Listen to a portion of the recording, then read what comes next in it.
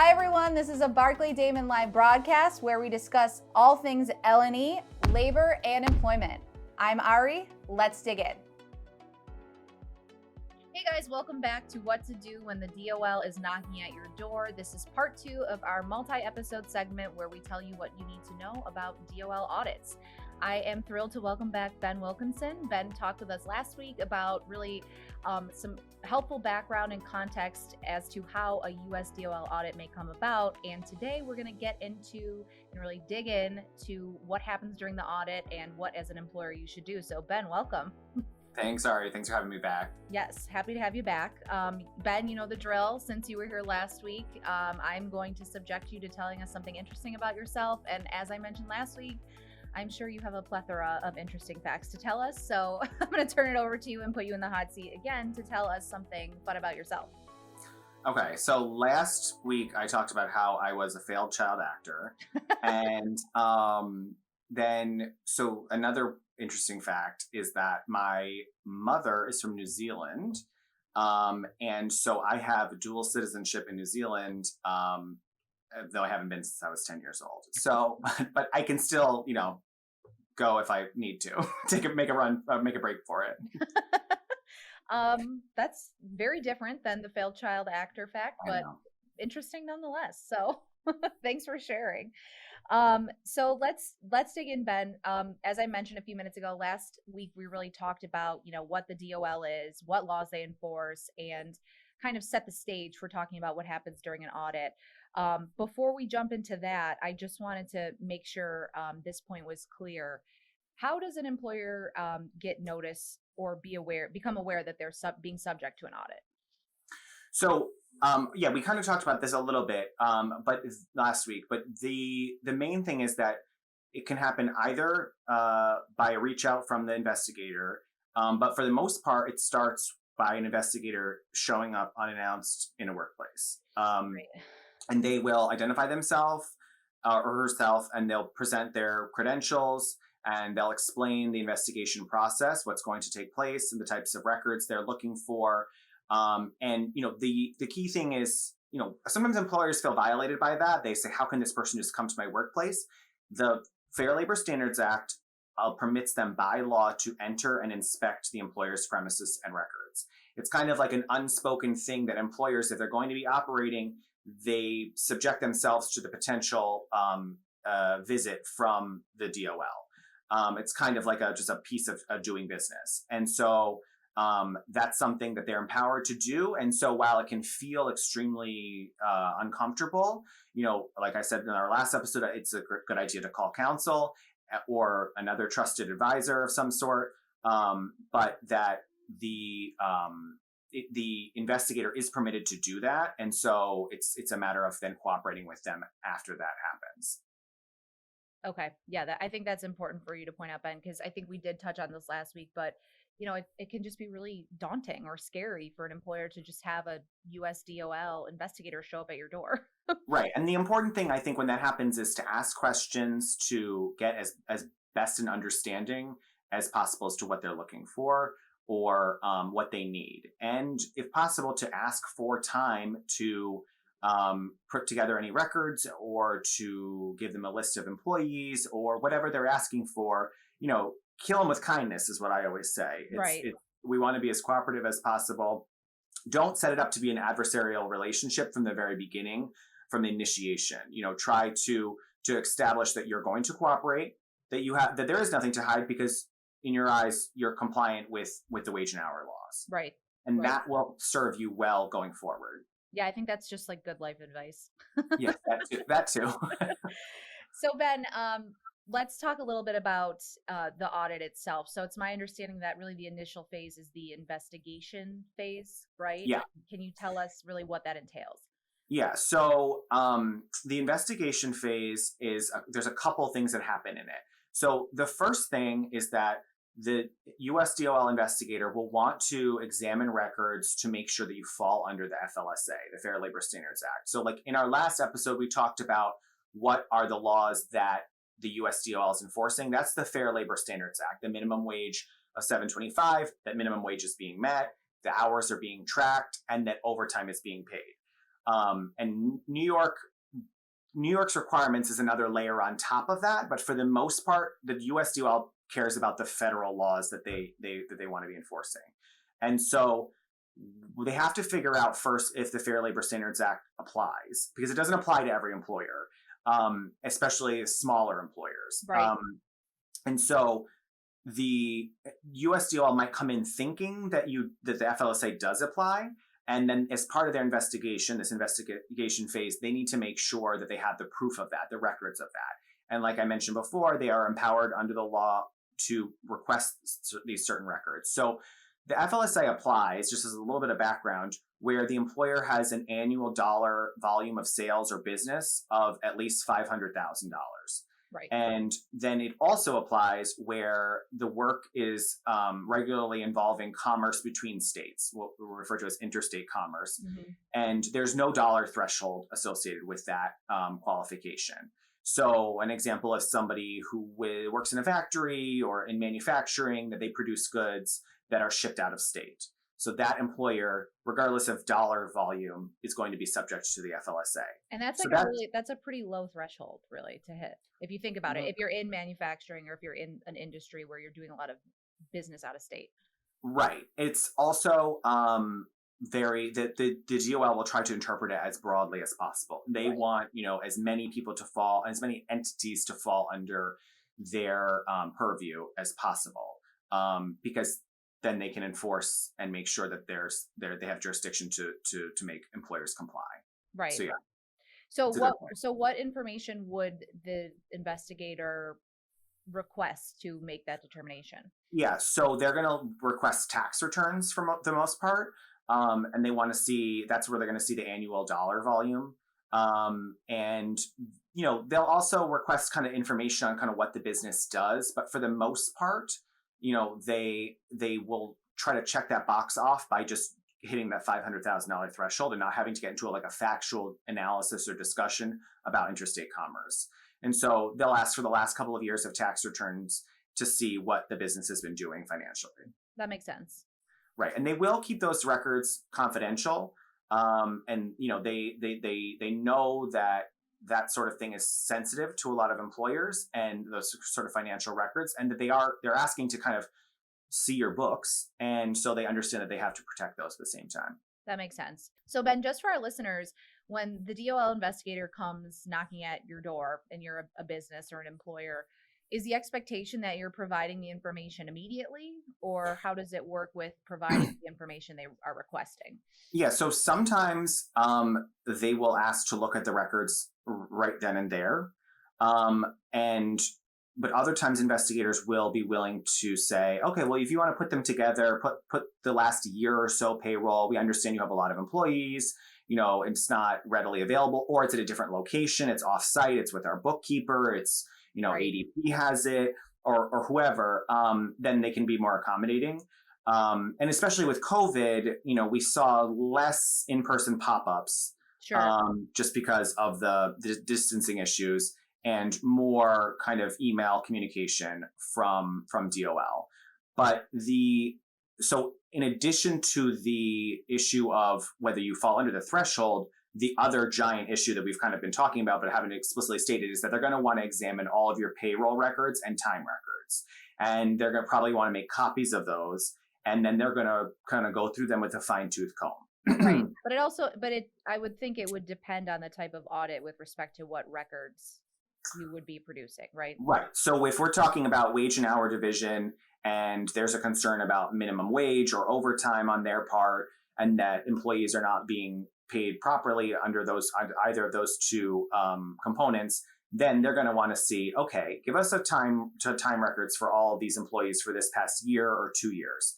And, they're going to want to see if it's, an electronic clock in, clock out, if there's some sort of bioscan aspect of a thumbprint, how reliable are those clock in, clock out? And the more that they ask those questions, the more you're kind of going to get a sense of either the assumptions that they're proceeding under, or maybe the basis of the complaint. Right. And that, let's show us, all the pay stubs, and sometimes employers, don't they haven't been giving pay stubs, or they aren't keeping contemporaneous time records, and that in and of itself, that request shows a lack of compliance. But then if you have those records, they're going to examine the validity of them and make sure that they're as accurate as possible. Because what they're doing is they're comparing them against whatever statements they're getting from employees. Right. And so that's the other component, is that they're going to want to interview employees in private without you as the employer, which is, again, a difficult pill to swallow, but it's something that they're allowed to do under the FLSA. And so they want to use those interviews to verify the accuracy of the time records, to understand the duties of the employees, and decide whether any kind of overtime exemptions may apply if they're like an exempt employee that is a manager or meets that standard. And the interviews are normally conducted in that first phase when they arrive at the employer, and sometimes they may reach out to past employees if they've moved on since, or conduct those interviews by phone. But it's really, a lot of times it's when they're at the workplace. Right. Yeah. Okay. So Ben, we have the investigator shows up and comes knocking at your door, asks to see some records, maybe interview some employees. What else would be part of this investigatory phase? So after they get that initial set of documents from you, they've interviewed the employees, they've probably made a determination that FLSA applies, but they may not really tell you that. They're going to proceed with the investigation, which is in and of itself an implication that they've made that decision. Right. Then at this point, there can be significant back and forth with the investigator, as they may have questions regarding, like I said, the validity or accuracy of the records. Questions about your timekeeping procedures. They want you to explain different, maybe if they see a discrepancy, or they see a difference between a time card and what's on the pay stub, the hours don't match, and who is this person? What were they doing? And if you have exempt employees where you're not paying them overtime, they want to understand what those people's duties are. And they will give you an opportunity to have some back and forth with them. If it's a more unique industry, where it's not like run of the mill, like with the horse training example I gave last week, that's not and it's not as readily understandable and readily ascertainable as to how that business is operating, how employees are coming and going, and what they're doing on a daily basis. Right. It's not a retail establishment. It's not an office environment where, we kind of, as lay people, understand. And the investigators are, they do this work on a regular basis, and they see a variety of work environments, but they don't all understand how maybe a unique business operates. And so there's an opportunity to kind of educate them as to how your business operates. Sometimes I have found when you have an attorney representing you and is the go-between between you and the investigator, there is more opportunity for back and forth. But even if you don't have an attorney, they will sometimes have follow-up questions and want to learn more. Something else to keep in mind is that, say you gave 2 years of payroll records to the US DOL. They have to go through, those could be thousands of pages, right? So they have to go through that. It's an investigator, they may have some assistance, but at the end of the day, it is the federal government, and they are, there's a level of resources where, there might be a limitation on that. And so they can go dark in the investigation, and virtually in almost every investigation I've been a part of, there's a period of time in which the investigator goes dark for a period of time. And they're working on other investigations. It's not really a reflection, in my experience, on where your investigation's going. It just means maybe something popped up that was really needed their attention, and they had to go give their attention to that. But just because they go dark for a couple months and then they come back to you and say, oh, we actually need, some more information on this one person's duties. And, I would need you to understand what this type of person, how you were keeping track of their time, this group of employees. That just because they had been gone for a while doesn't mean that they don't still have the power of the FLSA behind them. That means you have to give them that information and that you have to engage with them. especially if it's additional requests for records that fall within their purview of the FLSA.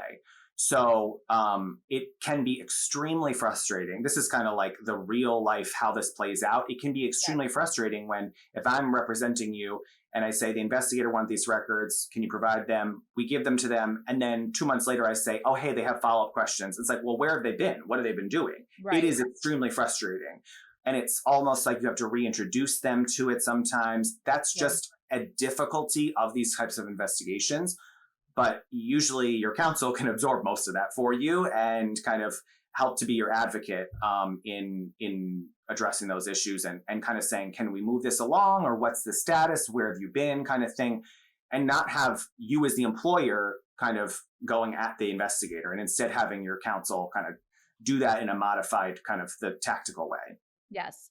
So Ben, you mentioned that, sometimes having counsel usually facilitates that back and forth. It's my understanding that during this investigatory phase or toward the end of it, there is a potential for resolution a lot of the time. Yeah. That your experience as well. And can you tell our listeners a little bit about that? And then what happens if you cannot reach a resolution with the DOL? Right. So when the investigator collects all your records and they've gone through everything and they've done their interviews like we talked about, in cases where they do not believe that the records are accurate and that there is some sort of back wage, whether it's minimum wage, whether it's overtime, they can sometimes do a recalculation of employee wages by looking at payroll and estimating the number of hours that were what they believe were truly worked versus what was on their time card. Because they don't believe, or there's the validity of the time cards, they're questioning the accuracy. Maybe it's just an estimation as the number of hours. It's not clocked in at 8, left at 5. They worked 8 hours. And so that is going to automatically lead to a little bit of suspicion from the investigator as to, is this really when they were coming and going? And also, if the time records are always the same every single day, that also is going to, there's no minutes, there's no differentiation week to week. That also might lead to some suspicion in comparison with what the interview statements they're getting from employees. Okay. So they will use that information to decide on hours that they maybe believe were truly worked, and then charge you as the employer the difference, the back wages. Right. And they ultimately will, if they find that there are back wage issues, and this is just one, this is like, I'm using the example of the timekeeping issue, but there could be like a shaving off of overtime issue. If they see a difference between the time cards and time records and the pay stubs not matching up, that's a different issue, where there's some sort of manipulation they're going to think going between the two. And so if they believe that there are back wages owed, they will give you the calculation. Sometimes it's in a giant spreadsheet, and they will show you, this is how many employees we think are covered by this, because by then you've given them a number of records related to the employees that you have. And this is the number of employees, and this is what each one of them are owed. And you need to pay US DOL this amount of money so that then we can distribute it to those employees. And that's what they would like to, they will make every effort to try to resolve that at this investigation phase. And they refer to it as resolving it administratively, because at this point, we're not in court. It's just an investigator talking to you over the phone or by email. There's no lawsuit that's been commenced. And they refer to it as administratively, but that's at the conclusion of their investigation. There will also be a conference, a final conference, where they will sit down with you, or now it's over the phone, and they'll go through all their findings and say, this is kind of where we're at. This is what we think is owed. And sometimes if you don't have counsel, it can be extremely confusing, and all you hear is large numbers and you don't understand where they came from. So it's really important to have that somebody explaining it to you, and to also check their work, to check DOL's work. And sometimes they make incorrect assumptions, they make incorrect calculations. They're doing their best, but they're not perfect, and they make errors, and we find them all the time. And it's not nefarious for the most part. It's just a human error or misunderstanding. Right. So that's how, if you're able to resolve, you're able to come to a number and say, okay, I understand, maybe we should have complied with the law better here. We can improve this. Then you would make a monetary payment to settle it. The other thing that usually is a component of that is that there is a compliance aspect. They want to make sure, DOL wants to make sure that whatever issues they may have found, that you have remedied them and that we should provide proof that they were remedied. So like I've sent them pictures of newly installed time clocks, and they need something to justify kind of leaving it where it is and ensuring that going forward, you're not going to commit the same alleged violations. Okay, I think that's a great overview, Ben. So we talked about the investigation and kind of what happens at the end of it. What if you, as an employer or business, can't resolve the audit after the investigation phase? What are kind of next steps? So if you can't resolve it, then the Wage and Hour Division, the US DOL will ultimately, and they want to pursue it. If you can't resolve it, you're not willing to pay the offered amount that they want to that they're requesting, then they will commence a lawsuit against you in district court, in federal court, on behalf of the employees, stating that you committed a number of wage and hour violations, that there are back wages owed, and they will seek every sort of penalty that's available to them under the law.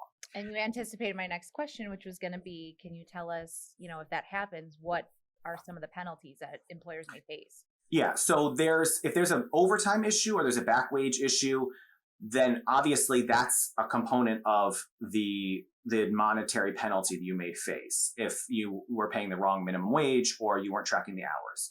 Right. But then on top of that, there's what's called liquidated damages and civil money penalties. And both are sort of seen as additional amounts that serve as deterrents for future violations. And liquidated damages are basically a multiplier of the amount of back wages that were owed to a particular employee. So if the employee was owed $1,000, liquidated damages at 100% of that is another $1,000, so that person would be receiving $2,000. It's sort of a little bit of a recognition of if they should have received those funds, those wages 3 years ago, 4 years ago, when maybe it started, then there's a certain value to them that they are deserved of getting it now. Like all these years later, that makes up for it. It's not a perfect equation, though, in my opinion. And sometimes it doesn't have to be 100%. Sometimes it'll be 50%. Sometimes 25%. But even in the settlement phase, Wage and Hour Division will sometimes request that they tack on liquidated damages of a certain percentage on top of your settlement, on top of what they think of the back wages. And at that point, it's frustrating because they haven't proved anything that would allow them to get liquidated damages. But in order to resolve the matter, instead of going to litigation, you're willing to kind of take that calculated, or you're willing to avoid that calculated risk. The other thing like, Ben, penalties can really add up quickly, yes. Especially if you're dealing with issues with more than one employee, and it's more of like maybe a right. systemic issue with payroll right. or whatever. It really can add up quickly. But one of the things I wanted to ask you, because I don't think I asked you in the context of trying to resolve it, in your experience, and I know it's you usually communicating with the DOL on behalf of clients, are they willing to work with you? Are they willing to kind of find a compromise, or is it mostly just, this is what we think is owed, pay it? Yeah, it depends on the personality of the investigator, honestly. Right. In my experience, it has been that the demeanors and the level of cooperation, the level of negotiation varies by person. I think also it has to do with sometimes whether the investigator trusts the attorney that they're working with, and that they think that they are they can trust what they're going to say, and that it's not just, you're not stalling, you're not just delaying things, you're not just kind of making their life more difficult if you have a particular question or you have a particular point. And so I really pride myself on trying to establish positive relationships with the investigators, not in the sense that you're kind of giving away the whole thing, but that right. I mean, obviously that's not what we're trying to do, but that you have enough of a positive relationship where if I say, this employer really didn't do that, I think you need to check where that info is coming from. Then they're going to say, okay, well, because it's Barclay Damon, okay, fine. But that's not my experience, how every investigator, just because an investigator is talking to an attorney, that's not my experience across the board. I've come into situations where we kind of come to clean up after an investigation's already started. Maybe there's a different attorney involved, and it you can tell that the relationship with the investigators is very tense, because it's kind of been a very resistant, non-collaborative, non-cooperative run so far. And so I always find that they will be cooperative with you if you are, like I said, I think I said in the last episode, killing with kindness. But the other thing to think about is that the investigator, if you cannot settle the matter with them, if we can't settle the matter with the investigator and the higher ups within the wage and hour division, this is getting real in the nitty gritty, they do send it to their solicitor's office of the DOL, which is the attorneys that represent wage and hour if they were to go to court. And that's a separate set of individuals that wage and hour division is their client, and they're trying to help those employees be paid properly. That's the whole name of the game for the government in this context. But at the same time, those attorneys have to prove the violations the investigator is alleging. And so they have to look at the proof and feel confident about that. And, that's another place where you might be able to find common ground with the solicitor's office. It doesn't always happen, but it's another kind of set of people to interact with. Right. I think that makes sense, Ben, and that's good to point out because that's really more of like an attorney to attorney conversation, appreciating both sides appreciating what needs to be proven legally. Right. So if they were to go and that's the thing, it's like people say, well, why don't I just go to litigation? Well, it's because then they're going to seek every penalty that they can possibly. Very good point. They were going to try to get as much liquidated damages, as much civil money penalties, which are penalties that go directly to the government, for mostly like willful violations of the FLSA or repeated violations if you've been found or agreed that you violated the FLSA before. And so they still have to prove everything. They have to show that there was a systemic issue. But at the same time, there's a giant risk that they are going to try to go for as many penalties as possible on as a systemic, widespread basis. And that's not to say that we never contest it in litigation, but it's just got to be a calculated and an educated assessment of the risk. Thanks. So I think that's great, Ben. I think that was a really great overview of US DOL audits and the process, and you've given us some really great practical, real life tidbits and experience. For our listeners, next week we're going to talk about audits by the New York State Department of Labor. So as a kind of primer, Ben, I know you do that work as well. Can you just tell us a little bit about the interplay between US DOL and New York State DOL audits and how those kind of react with each other? Yeah, so oftentimes people think, the Department of Labor, one of them, came into my workplace, they audited us before, so if another one comes in, we're good. That's not always true. There might be specific objectives that are creations of New York state law that the US DOL does not necessarily care about, not concerned about, and may not even be aware of. Right. Like intricacies with what we like spread of hours, meal breaks, uniform credits, things like that are specific to New York state law. New York DOL is going to maybe have an interest in those where US DOL is not. So just because you maybe got a clean bill of health from one does not mean you got it from the other. And just because you paid maybe back wages to one does not mean the other is not going to still have an issue. So it's really important to understand the basis for either of those audits and how they work together. And sometimes I've had clients that are subject to both at the same time. And usually, yeah. And you